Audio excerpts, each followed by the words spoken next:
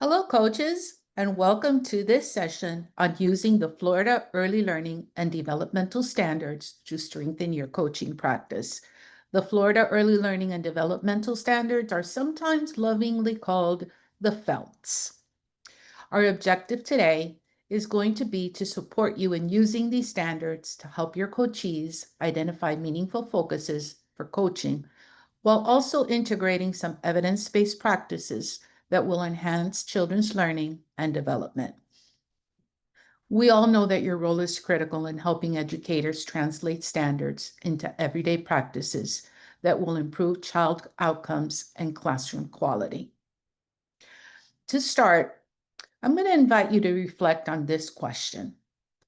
How confident are you in your ability to use the FELDS as a coaching tool? If you happen to have a notebook nearby, jot down where you currently see yourself on a continuum from not confident to very confident. This is going to help you track your growth as we move through the session. And don't judge yourself too hard if you fall on the non-confident side of the continuum. We've all been there. It's one of those things that if you don't use it, we kind of lose the habit. So offer yourself some grace if you fall into that non-confident on the continuum. That's okay. Our goal is to eventually get us to very confident. And these are some of the things we're going to cover today.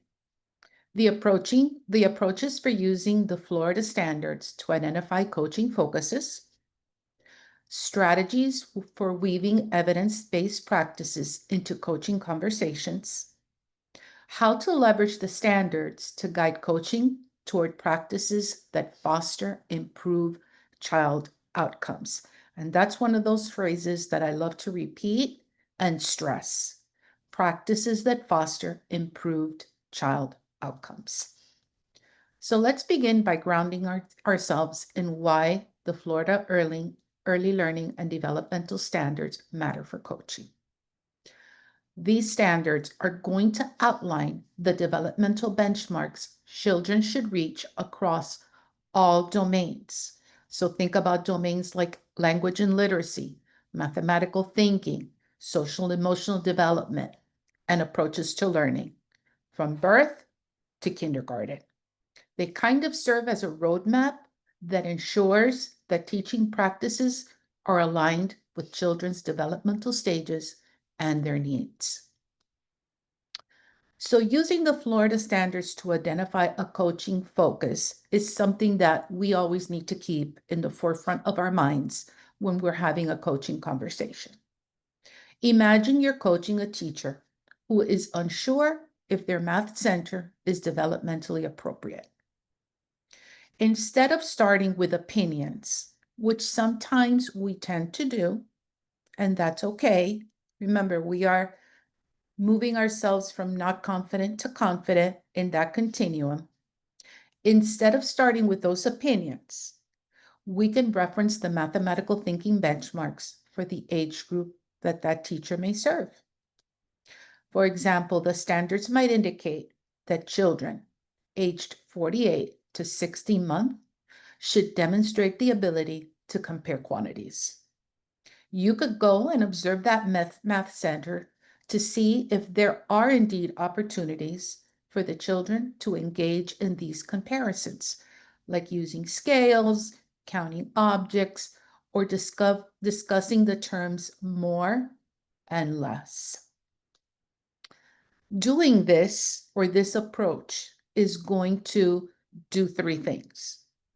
It's going to ground the coaching conversation in clear developmental expectations. It's going to encourage coachees to reflect on their classroom practices.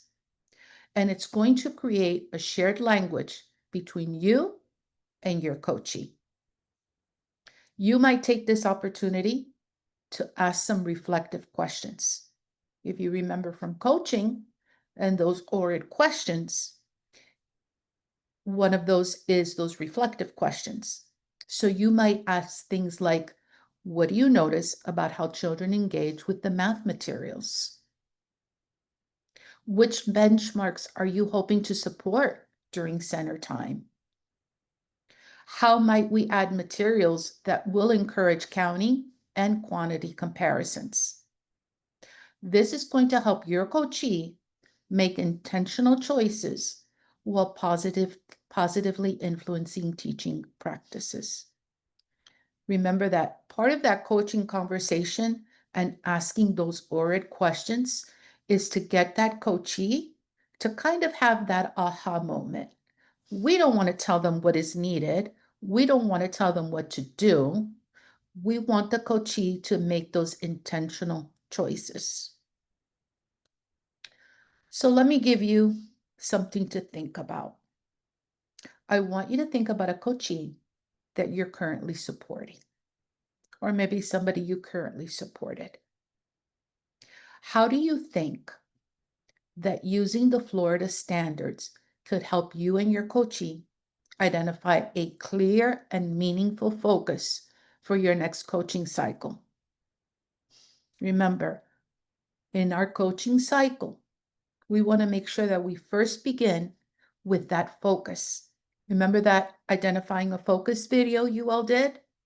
That's what we want to make sure we do. We want to help the coachee identify a clear and meaningful focus for that coaching cycle. So think about that, coachee, and just jot down your thoughts. And if you don't have something near you to jot down your thoughts, just keep it in the forefront of your mind. Now we're going to shift a little bit. We're going to shift into evidence-based practices. What are evidence-based practices? We hear that term all the time. Evidence-based practices in early learning are strategies that are supported by research that show positive impacts on children's development and learning. They help teachers not just meet standards, but do so effectively. And some of these things might look like, some examples for you to think about is reading aloud with interactive questioning that's going to build vocabulary and comprehension.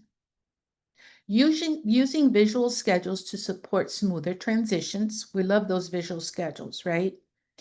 And providing opportunities for child-led exploration that's going to foster some problem solving and creativity. So you might be wondering, how do these practices connect to the standards? Well, the standards are going to provide the what, while the evidence-based practice will provide the how.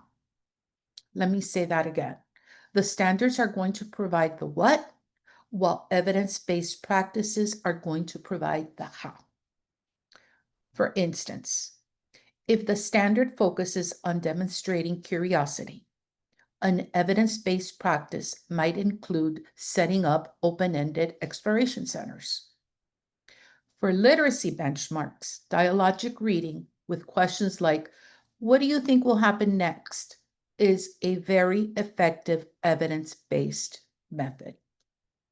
And you as a coach can ask reflective questions. Remember, we talked about those reflective questions, part of ORID, such as, how do children respond when you use open-ended questions during story time?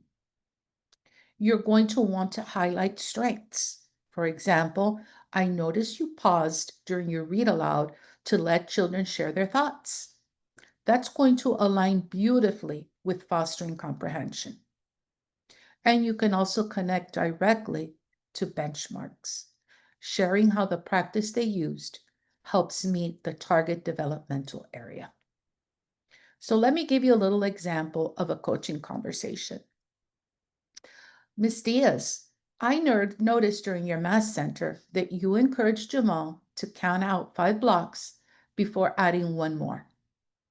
That aligns with the benchmark for counting and quantity comparison. How did you feel about that interaction? Would you like to explore additional strategies to support children who are still developing one-to-one correspondence? Using this approach is going to honor your coachee's expertise while also integrating the standards in a reflective, strength-based way. Here's an additional practical example. If a teacher struggles with transitions, you can always explore visual schedules or transition songs to support that executive functioning and social emotional development. If a teacher wants to improve peer interactions, you might introduce partner play strategies and explicitly teach turn taking, which is aligned with the social emotional development standards. That's a lot I've given you. So let me give you something to pause and think about. Which evidence-based practices have you recently observed in classrooms you coach? How could you explicitly connect these practices to the Florida standards in your next coaching conversation? Take a moment to write down or think about one evidence-based strategy you would like to highlight with a coachee, along with that relevant benchmark. As you're considering integrating these practices, what barriers might you face in helping educators use the FELDS with intentionality? We know that these barriers always arise. There's either going to be a barrier or a roadblock.